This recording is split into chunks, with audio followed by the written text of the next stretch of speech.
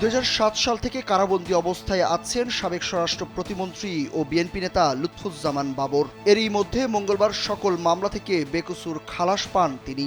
আদালতের সকল প্রক্রিয়া সম্পন্ন শেষে দীর্ঘ 17 বছর পর মুক্তি পেতে যাচ্ছেন তিনি। বাবরের মুক্তির খবরে মঙ্গলবার সন্ধ্যা থেকে জেলা শহরে আনন্দ মিছিল করেন দলীয় নেতাকর্মীরা।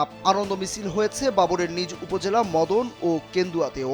কোথাও কোথাও করা হয়েছে মিষ্টি বিতরণ। নেত্রকোনার হাওর অঞ্চলের 3টি উপজেলা মোহনগঞ্জ, খালিয়াজুড়ি ও মদন, এই 3 উপজেলা নিয়ে গঠিত জাতীয় সংসদের 160 নম্বর ও নেত্রকোনা 4 আসন। এই আসনের সাবেক সংসদ সদস্য ও স্বরাষ্ট্র প্রতিমন্ত্রী লুৎফুজ্জামান বাবর। ইডেন বে কক্সবাজার সমুদ্র সৈকতের উপর নিজেদের একটি ঠিকানা। মাত্র 5 লাখ টাকায় আপনিও হয়ে যেতে পারেন এই হোটেলের মালিক। শুধু একজন সংসদ সদস্য ও প্রতিমন্ত্রীই নন তিনি, হাওর বেষ্টিত জনপদের সাধারণ মানুষের কাছে একজন জনদরদী, দানবীর ও তুমুল জনপ্রিয় নেতা হিসেবে পরিচিত ছিলেন লুৎফুজ্জামান বাবর। দেখলাম আসলাম বাবা সাহেবের, আমরা দেশের লোক, মতন থানার লোক, আমরা দায় খুব হেঁটটা বলছি, আমরাও হেঁট করে আমরা তারা দেখলাম হাতে আল্লাহ বাসায় রাখছে, তারে আল্লাহ হাতে বাসায় রাখছে, ওখানে আল্লাহ আনতেছে। দীর্ঘদিন এমনি 18 বছর পরে উনি আইতেছে, আজকে আমরা অনেক খুশি।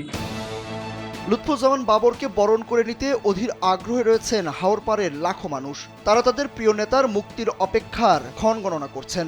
নেতাকে বরণ করে নিতে নানা রকমের আয়োজন করেছেন তারা। মদন নেত্রকোনা সড়কে স্থাপন করা হয়েছে বিভিন্ন রকমের তোরণ, ব্যানার, ফেস্টুন। নেতার আগমনে যেন নতুন এক প্রাণের সঞ্চার হয়েছে পুরো জেলা জুড়ে।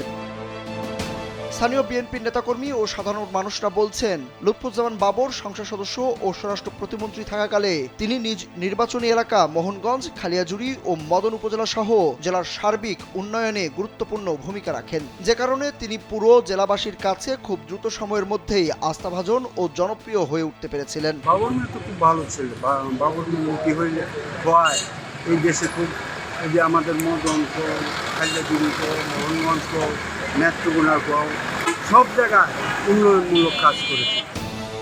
লুৎফুজ্জামান বাবর 1958 সালের 10 অক্টোবর নেত্রকোনার হাওর বেষ্টিত মদন উপজেলার বাড়িভেদেরা গ্রামে জন্মগ্রহণ করেন। তার বাবা এ.কে. লুৎফুর রহমান ও মা জোবাইদা রহমান। বাবা ছিলেন একজন পুলিশ কর্মকর্তা। 4 ভাই ও 3 বোনের মধ্যে লুৎফুজ্জামান বাবর মা বাবার তৃতীয় সন্তান। সুরুজ আহমেদ, কালবেলা।